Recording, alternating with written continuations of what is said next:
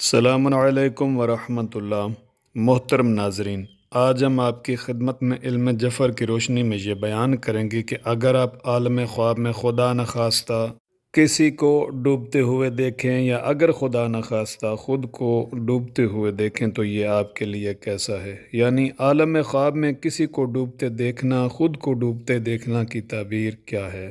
خواب میں اگر کوئی شخص خدا نخواستہ خود کو ڈوبتے ہوئے دیکھے تو یہ اس کے رنج و غم میں مبتلا ہونے، پریشان حال ہونے، مصیبت زدہ ہونے کی علامت ہے۔ ایسے شخص کے لیے بہترین عمل صدقہ و خیرات ہے۔ اگر کوئی شخص کسی دوسرے شخص کو ڈوبتے ہوئے دیکھے تو خواب دیکھنے والے کے رنج و غم میں مبتلا ہونے، مصیبت زدہ ہونے، رزق میں، مال و دولت میں اور عزت و وقار میں کمی واقع ہونے کی طرف اشارہ ہے۔ ایسے شخص کے لیے بھی صدقہ و خیرات بہترین عمل ہے۔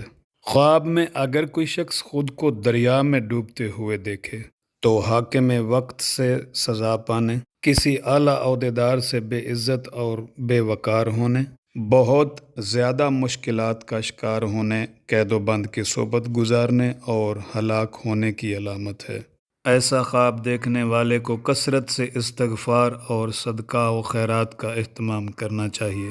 اگر کوئی شخص خود کو سمندر میں ڈوبتے ہوئے دیکھے تو یہ قرض میں مبتلا ہونے، بیماری کا شکار ہونے، موت واقع ہونے کی دلیل ہے۔ صدقہ بہترین عمل ہے خواب دیکھنے والے کے لیے۔ خواب میں اگر کوئی شخص خود کو نہر میں ڈوبتے ہوئے دیکھے، بیمار ہونے، غم زدہ ہونے، پریشانیوں کا شکار ہونے کی طرف اشارہ ہے۔ صدقہ و خیرات بہترین عمل ہے۔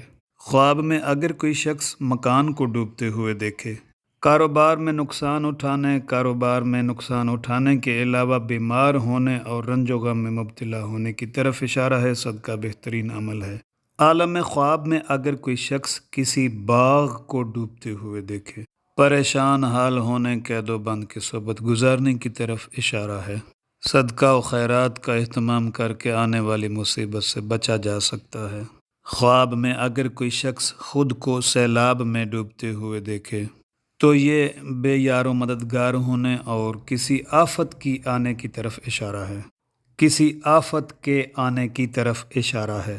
خواب دیکھنے والا شخص نیند سے بیدار ہونے کے بعد صدقہ و خیرات کا اہتمام کرے۔ اگر کوئی شخص عالم خواب میں کشتی کو ڈوبتے ہوئے دیکھے یا خود کو ایسی کشتی پر سوار دیکھے جو ڈوب رہی ہو تو یہ گرفتار ہونے، مصیبت زدہ ہونے اور ہلاک ہونے کی دلیل ہے۔ بہترین عمل صدقہ ہے۔ عالم خواب میں اگر کوئی شخص خدا نخواستہ زمین کو ڈوبتے ہوئے، زمین کو غرق ہوتے ہوئے دیکھے تو یہ لوگوں کے پریشان حال ہونے، مصیبت زدہ ہونے، مختلف بیماریوں کا شکار ہونے، آفت زدہ ہونے کی طرف اشارہ ہے۔ باہم مشورے کے ساتھ اگر مل کے صدقہ و خیرات کا اہتمام کیا جائے تو ایسی مصیبتوں سے چھٹکارا حاصل کیا جا سکتا ہے۔ خواب میں اگر خدا نخواستہ کوئی شخص کسی شہر، گاؤں، بستی، دیہات کو ڈوبتے ہوئے دیکھے، لوگوں کے مصیبت زدہ ہونے، پریشان حال ہونے، رنج و غم اٹھانے کی طرف اشارہ ہے۔ صدقہ و خیرات بہترین عمل ہے۔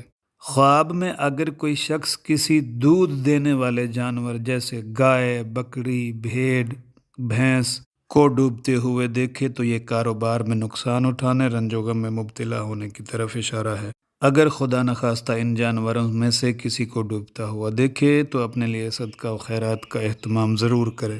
اگر کوئی شخص شیر، سور، سانپ کو ڈوبتے ہوئے دیکھے تو یہ پریشانیوں سے نجات ملنے، چھٹکارا حاصل ہونے کی طرف اشارہ ہے۔ عالم خواب میں اگر کوئی شخص یہ دیکھے کہ وہ پانی میں ڈوبا تو ہے لیکن زندہ بچ نکلا ہے تو ایسا شخص دیندار ہونے، نیکوکار ہونے، دنیا و آخرت اچھی ہونے کی، بہتر ہونے کی نشانی ہے۔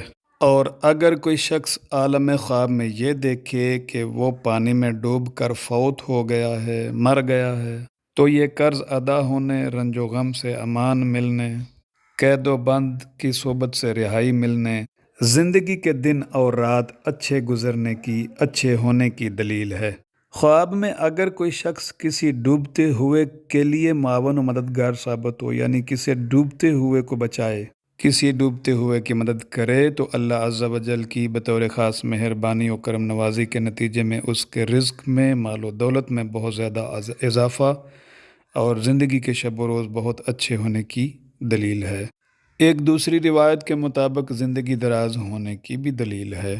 عالم خواب میں اگر کوئی شخص خود کو پانی میں ڈوبتے ہوئے دیکھے اور کسی انسان سے مدد مانگے تو اس کے بے دین ہونے، گناہگار ہونے، بدکار ہونے اور بے یار و مددگار ہونے کی طرف اشارہ ہے۔